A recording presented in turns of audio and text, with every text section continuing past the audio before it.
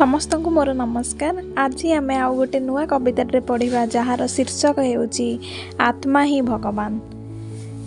तो चलतु आउ डेरी न करिकी आरंभ करिबा।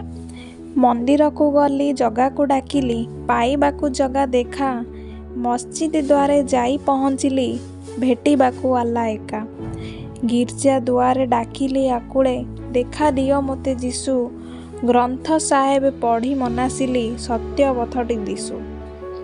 गीता बाइबेल कोरान पढ़ी मु मंदिर गली डेई, फेरुथिली घरे देखिली माटी शिशुटीए कोले नेई। शीते थरी थरी आतुरे कातरे रुटी खंडीए पाई, विकल आखिरे मागुथिला किछि दोकान आड़कू चाही। से दिन रातिरे शिखिली बुझिली देखी से जननी शिशु, सेई माँ तारिणी विश्व रूपिणी, सेई ईश्वर जीशु, सेई ईश्वर जीशु।